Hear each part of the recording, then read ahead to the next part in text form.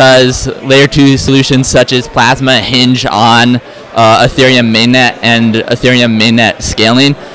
So yeah, sharding scales horizontally, and then the layer 2 solutions that we're working on scale vertically. So yeah, they complement each other very well. Very phenomenal. But what most people don't realize, they think it's a straight line rise, but Bitcoin's not, right? So in 2013, it went up to $1,000, and then I think it dropped to about $200.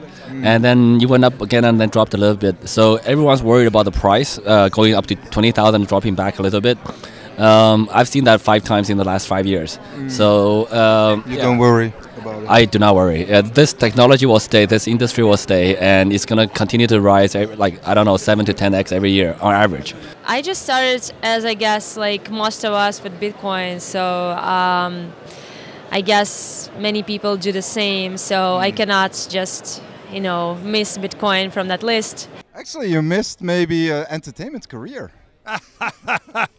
Or maybe I got it. True. If the ETF happened right today, it'd be great. But if it doesn't happen, which is my central case, I think Box and Fidelity and deals like that are much more likely to have a real impact today. Or if you just want to pull your natively digital sword out of a game and move it into another side chain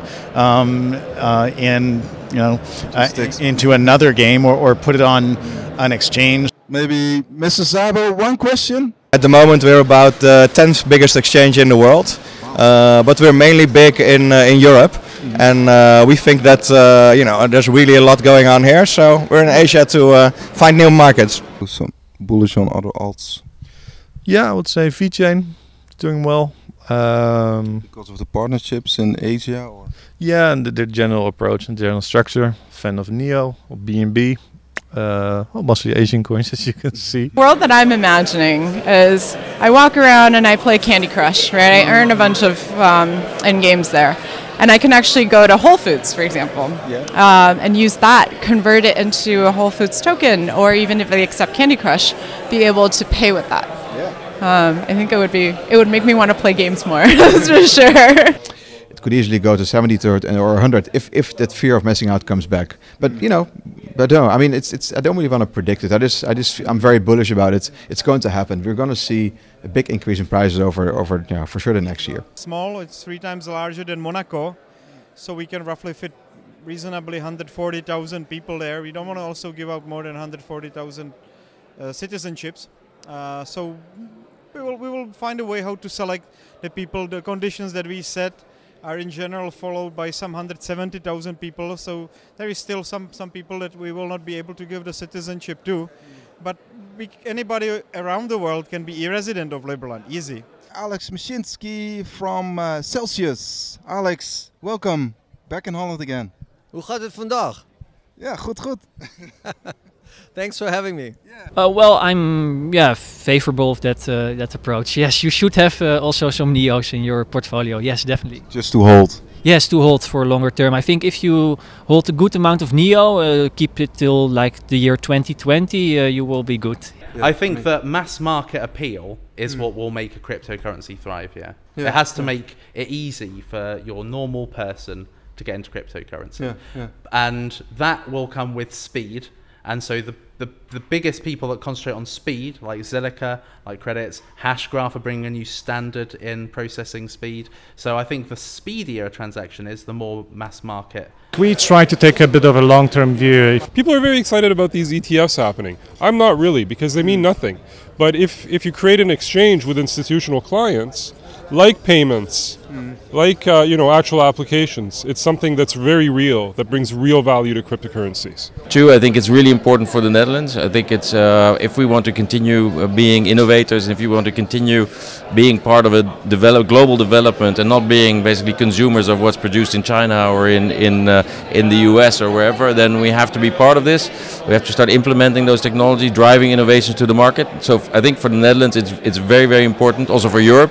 2 years ago I was day trading at home, and I was quite successfully with day trading. I sometimes made like 300-400 euros a day. I was very proud of myself. Like, what, 400 euros a day? How awesome is that? I felt that if people started to really understand that they could control that access to private information, then they would be empowered.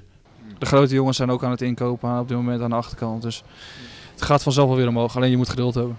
The time of the season. We hadden op de beurs altijd een gezegde van des te hoger de rokjes, des te hoger de koersen. Kun je gewoon zeggen, nou, we gaan een bakkerij beginnen die gaat broden bakken. En we geven tokens uit. En die tokens hebben straks recht op een deel van de opbrengst van die broden. Om maar even wat te noemen. Laten we vooropstellen dat CryptoTrader is een non-profit organisatie. We verdienen niks. We vragen nergens geld voor. Het gaat er echt om... Het was voor mijn idee was echt zo, ik heb zoveel van Bitcoin gekregen, dat laten we wat terug doen voor de community. I have mined some garlic coins. Serious? Wow. Well, you're an expert. He is an IT, so yeah, that helps. Garlic coin, guys. Garlic coin. We get the scoop, or?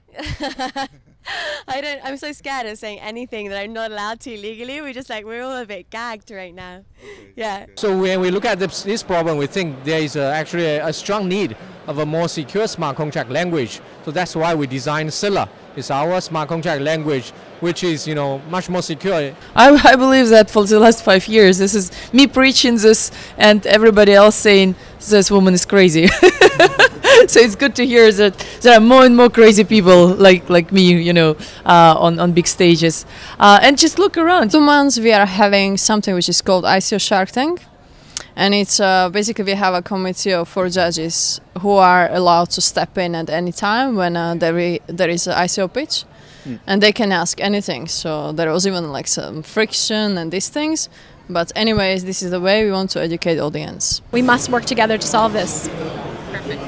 Great to see an initiative like this combining with blockchain. It's let's make a cleaner planet. Thank you. Thank you so much. Most of the ICOs were crap, and everybody knew the ICOs were crap, and everybody played along because they were making money. Yeah. And that kind of stuff, people go to jail for that kind of stuff. Do not be surprised when the prosecutions start and there's a whole bunch of new whining. Right? Very bad things were done. Everybody knows that. We have to knock the game off, and people have to get serious. Yeah. This stuff is real finance. People are losing their homes over this. So I love Ethereum. I'm a huge fan of Vitalik. I think Vitalik is a great A player. If you see this Vitalik, we welcome you in the Bitcoin Cash tribe. We have this possible fork. We have a possible split actually in Bitcoin Cash. What are you hoping for? That it just stays united and. So the way I see it is that it's it's kind of like a stress test, but more on the social aspect of BCH. Potentially it's gonna be damaging, but if it's not too damaging, it's probably a good thing. Actually, the community is gonna come out of that stronger than it was. I think there's some that talk about this wall of institutional money. I hope that happens, but I think it's going to come in a more metered pace. But the fact is that if you are a major traditional firm, the infrastructure that you would expect for managing an asset class, it just doesn't exist in Bitcoin, right? So the typical participants that you deal with equities, with bonds, with anything else, there's a whole infrastructure around that. Root Stack, the Bitcoin smart contract tool. We're first Asia official partner with the RSK, and we're first public the supply chain project in Korea, and we also first company actually invested by the equity, the VC, #1 VC in the Korea, largest one. The call is a KIP, is Korea Investment Partners. It's a good time to get into the market, I guess, regarding Ethereum. But most people, including me, who has Ethereum, they're just trying to wait. It's really, I have the same problem. So. The same.